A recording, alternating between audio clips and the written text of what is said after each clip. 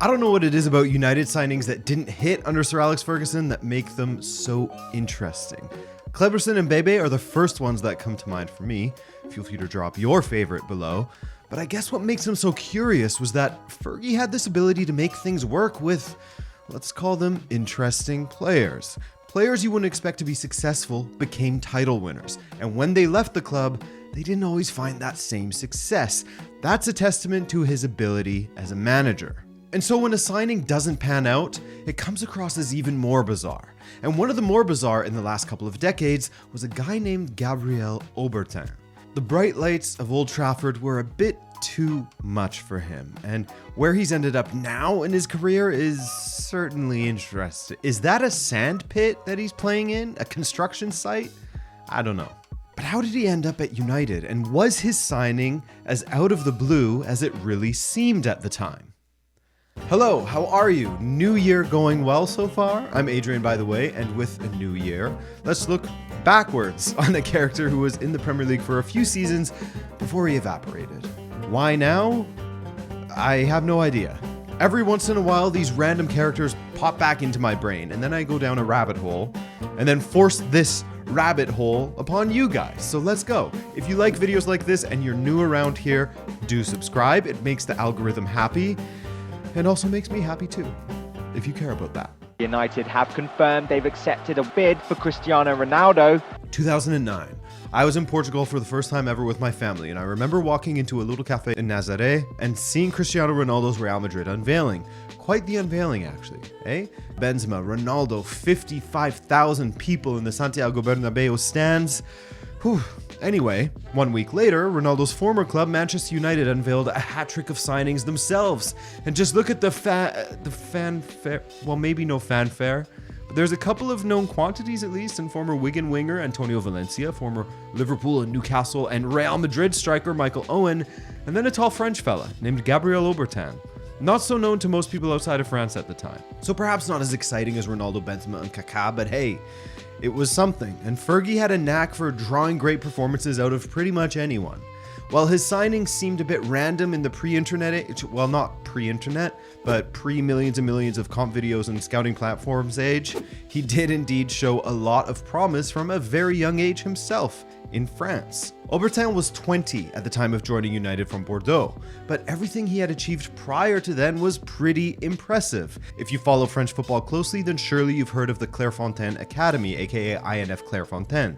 To put it simply, it's essentially the elite football training / boarding school of France, where some of your favorite elite players like Sebastian Bassong and Willy Boly have passed through from ages 13 onward. No, those guys aren't for you? How about players like Abu Diaby? Hearing his name makes me sad. Kylian Mbappe, Louis Saha, Hatem Ben Arfa, Nicolas Anelka, William Gallas, Thierry Henry. A bit better, right? Well, Gabriel Obertan was also a graduate of Clairefontaine, and his stock was so high that he represented France at every single international level, from U16 to U21. His control, speed, ability to sail past defenders from a young age also caused the Bordeaux manager Ricardo Gomes to hand Obertan his senior debut at just 17 years old. Not so bad, right? In the next season, he'd make his Champions League debut with Bordeaux and would go on to score 3 goals from 37 appearances across all competitions. Things were looking nice for Obertan, as he was playing in a very strong Bordeaux side from a very young age. Perhaps the side was a little too strong, however, as in the latter half of the 2008-2009 season, the Bordeaux manager, of whom I'm withholding his name due to narrative and big reveal purposes for this video, sent Obertan on loan to FC Lorient from January onward, as Bordeaux were in the midst of a title fight and Obertan would not be guaranteed many minutes. Bordeaux ended up winning Ligue 1 that season, while Obertan scored a couple of goals for Lorient. Great. When Manchester United came calling that summer, they beat out interest from AC Milan. But United came at the recommendation of Bordeaux's manager. Why would he recommend United sign one of his own young talents?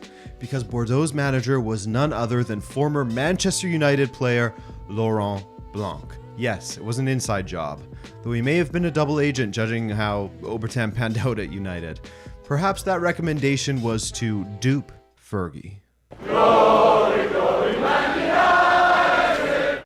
Well, as for his time at United, it got off to a false start, which would kind of set the pace for the rest of his career in Manchester. Obertan joined the club and had a back problem immediately, meaning he missed out on their pre-season tour, which sucks.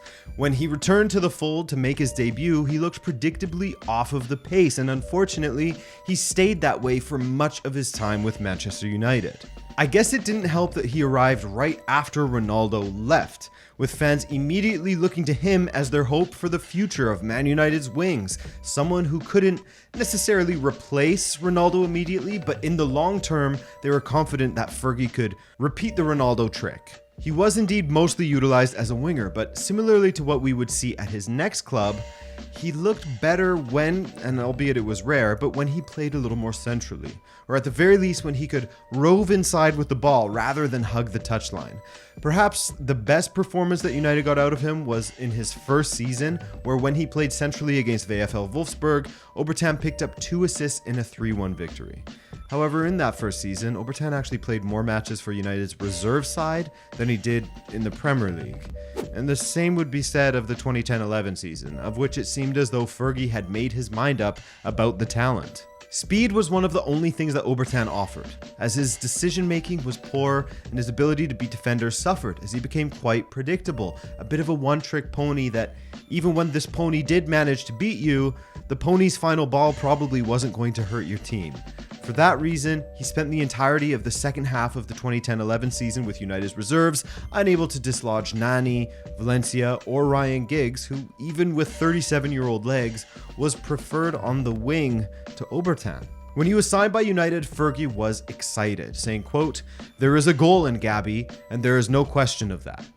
And Fergie was right, as Obertan scored once for United amongst all those appearances, but that would be all that he managed. He would be sold to Newcastle United in 2011, allegedly for about the same price United paid for him, hence the Reds jumping on that offer. And while competition wouldn't be as stiff and we would see Obertan play a bit more often for Newcastle United, he would eventually lose his starting place to countryman Hatem Ben Arfa. Another graduate of the Clairefontaine Academy.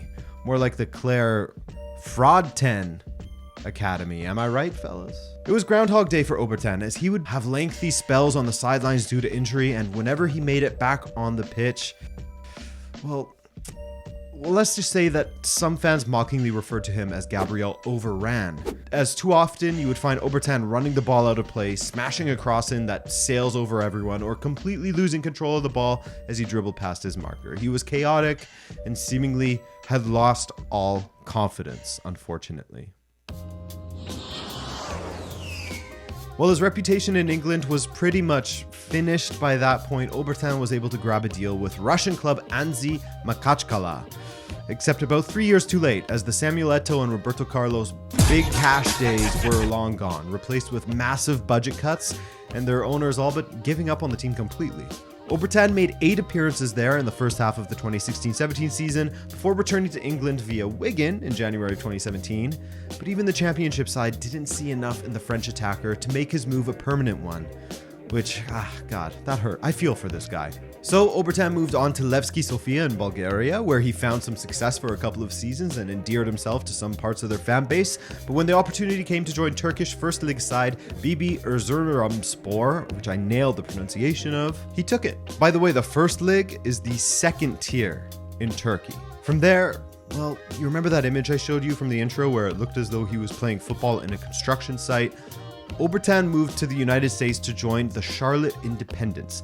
And so if you have just a casual knowledge of MLS, then I would forgive you for thinking that he joined MLS side Charlotte FC, but that's not the case. Charlotte Independents plays in the USL League One. USL League One is the third tier of US soccer.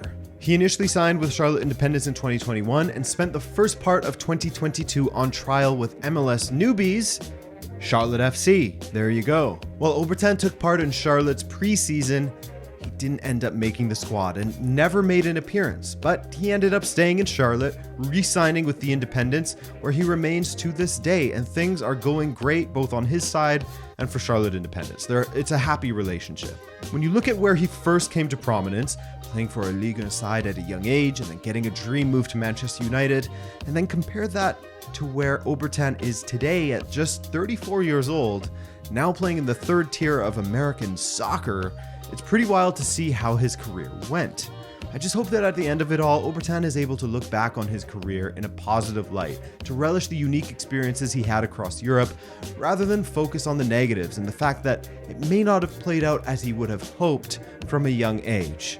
He seems like a guy who just enjoys playing football, and hey, so long as he's happy doing so with Charlotte Independence, then that's all that really matters, right? That's it for this video. Thanks for watching as per usual, guys, and I hope you had some fun on this wild ride with our friend Gabriel and myself, Adrian.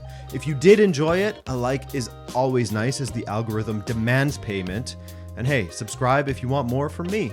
Other than that, thanks again and be well. Ciao.